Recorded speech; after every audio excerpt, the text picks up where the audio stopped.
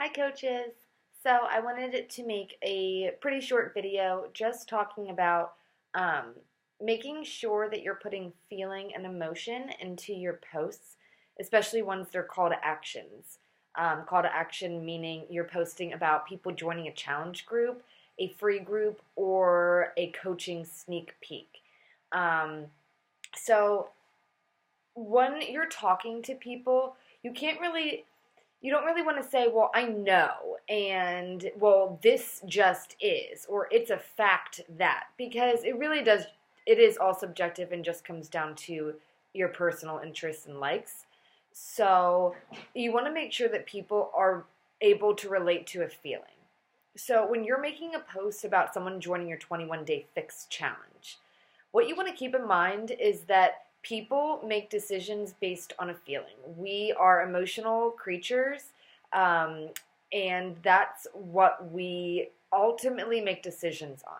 So when people are only hearing, all this stuff that they're getting, which is just totally going over their heads, and then they just see a price amount, the the right side of our brain is just going to analyze that and just think numbers, and that's a lot of money right now, and I get a lot of things, and I don't know what to do. So when you're talking about it, you really want to make sure that you're expressing that feeling. So you want to say something along the lines of, you know, I'm looking for, 5 girls to join me on a health and fitness challenge, starting at the end of this month. I seriously can't explain how good I feel after just completing 3 or 5 days of this challenge. I never thought that I could do something like this, but I can see and feel a difference in my energy, I'm not bloated, like just anything along those lines that other people can relate to, rather than being like, oh, it's awesome, you got all this stuff, it'll be great. Just, you need to relate to that emotional side. And that is why it's really important when you're talking to people about joining a challenge group that you talk or you go through the form. Form meaning that you are genuinely asking them questions. You don't need to be a fitness expert. You just need to be somebody that is interested rather than interesting. So you want just to ask them questions. Make sure, just because we mostly talk about the 21-day fix doesn't necessarily mean that that's what's going to work for them. So you never really know, you might see this cute, super tiny girl and think, oh, she'd be the 21-day fix perfect person. But, she might be a huge CrossFit power lifter and need something more along the lines of like hammer and chisel. So when you're forming those questions, definitely what you want to ask is, what would be your health and fitness goals? If, are you interested in something that's structured short term, and then you just kind of take the things that you learn from that short program and incorporate them into your life afterward? Or are you someone that needs a longer, structured program like the hammer and chisel, which is 60 days?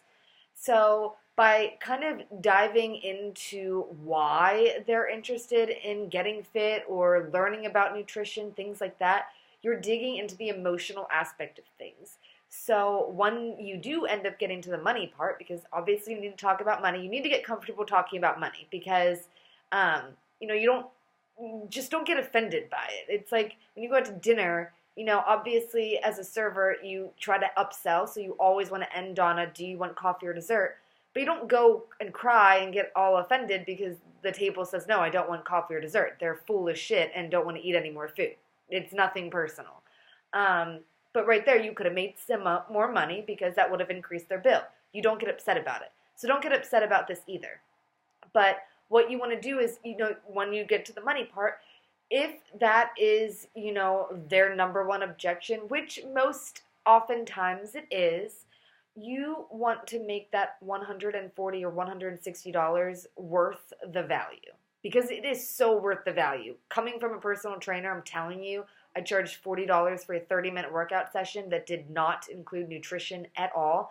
And the program, my workouts were not as fun as the ones that we get to do on here.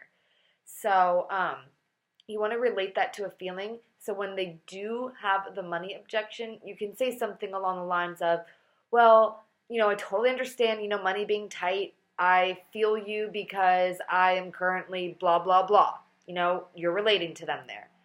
That's when you say, But, what I heard you say was that, you want to be able to strut in that bikini this summer and not hide under that one piece or t-shirt.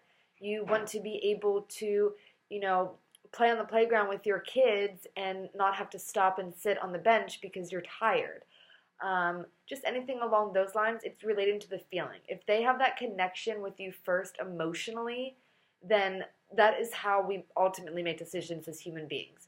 So you want to make sure that you're relating on that level. So you start by posting with feeling, saying, I feel so good after these first few days of my challenge. I can't wait to start my next. I'm looking for some new girls who are ready to join me on my next fitness challenge. And then when you start talking to them, when you reach out to anybody that liked that post, anybody that commented on it, and then just anybody that you're friends with in general, because there are a lot of people that are interested, they're just too nervous to reach out and ask you. So then when you start having that message and conversation with them, you start forming them. You want to start asking about their family, start asking about what their hobbies are, start asking what style of workouts they like. Do you want a shorter structured program or a long-term structured program? Are you looking for something that's just going to give you the tips and advice to kind of kickstart your own routine? Or is this something just supplemental that you want to add to what you're currently doing?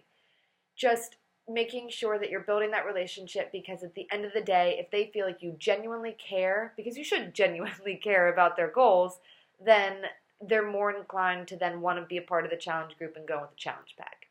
So just keeping that in mind. Remember, it's not about the sale. You might not get them that day, but if they know that it isn't about the money for you, then they'll definitely reconsider. Okay? Bye.